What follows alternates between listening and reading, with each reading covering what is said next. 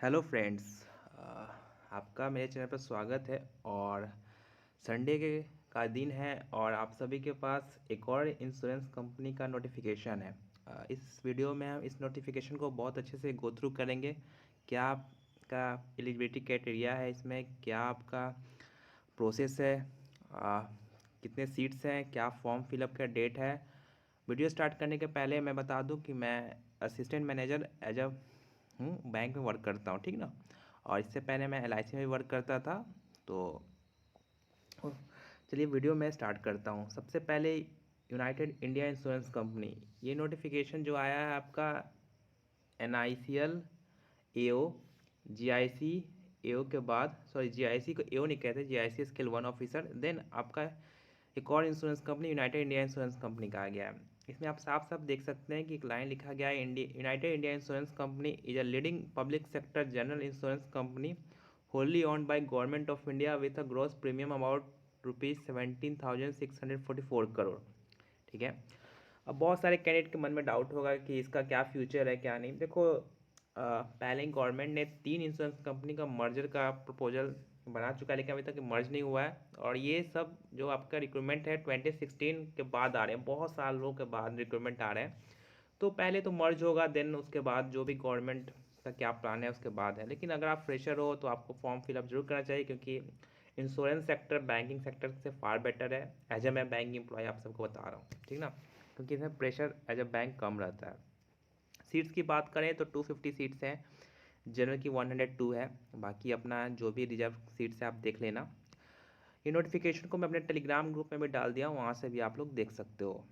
अब बात करते हैं कि आपका जो कंडीशन है वो आपका 31/12/2023 को फुलफ़िल करना चाहिए। जैसे एजुकेशनल क्वालिफ़िकेशन, अगर आपके ग्रेजुएशन में 60% मार्क्स है तभी आप इस फॉर्म को फिलअप कर सकते हो, और SC ST 55%, अदरवाइज आप इस फॉर्म को फिलअप नहीं कर सकते हो, चाहे आपकी पोस्ट ग्रेजुएशन में 60% क्यों ना हो।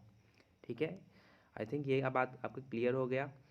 एज, अगर आपकी एज मिनिमम एज 21 साल और मैक्सिमम एज 30 साल है, ठीक ना, तो आप इस फॉर्म फिलअप में पार्टिसिपेट कर सकते हो।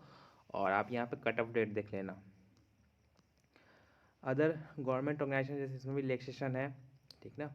मैं सिर्फ इम्पॉर्टेंट पॉइंट्स पे डिस्कस कर दे रहा हूँ, बाकी आपका फुल नोटिफिकेशन मेरे टेलीग्राम ग्रुप में है, वहाँ से आप लोग देख सकते हो उस नोटिफिकेशन को, ठीक है। जो अब इसका फॉर्म फिलअप का डेट, फ़ीस की बात कर लिया जाए तो फ़ीस इसके एज यूजल बहुत हाई है, 1000 रुपीज़। और SC ST 250 प्लस GST। यहाँ पे 1000 रुपीज़ है, तो ये आप ये मत समझना कि 1000 का फॉर्म फिलअप होगा, 1000 प्लस GST।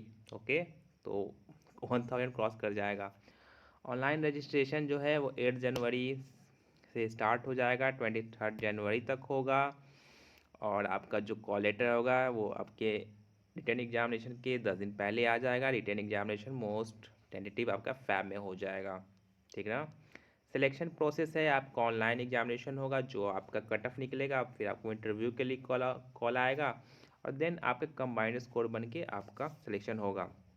जहाँ तक हम रिटर्न की बात करें, रीजनिंग आपके 50 question 50 marks, English 40 question 40 marks, quantitative aptitude 50 question 50 marks, और आपका general awareness 40 question 40 marks with special reference to financial sector.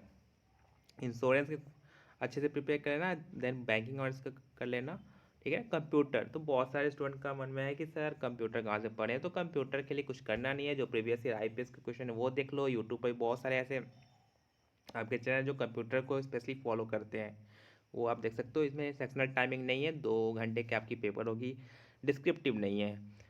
Paper जो हिंदी इंग्लिश में दोनों में होगा, जिसमें आप सुटेबल हो दे सकते हो except English language. Score obtain by candidate on any test are equated on the base of by considering the distribution of scores all of the forms. तो आपकी जो स्कोर्स होगी, कट ऑफ निकलेगा, वो आपकी चारों की कंबाइंड कट ऑफ निकलेगी।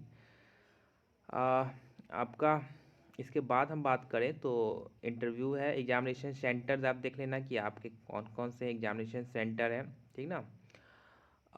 उसके बाद इंटरव्यू की बात कर दूं तो इंटरव्यू जब आप का सिलेक्शन हो जाएगा तो आपको इंटरव्यू के लिए कॉल आएगा। Out station candidate call for interview will be reimbursed 2 और 4 थर्ड क्लास AC तक। आपके जो अगर आप इंटरव्यू में आपका सिलेक्शन हो जाता है, आप इंटरव्यू देने जाते हो तो थर्ड क्लास एसी तक के आपके टिकट रिफंड हो जाएंगे। ओके, तो आपको ये समझ ही रहो।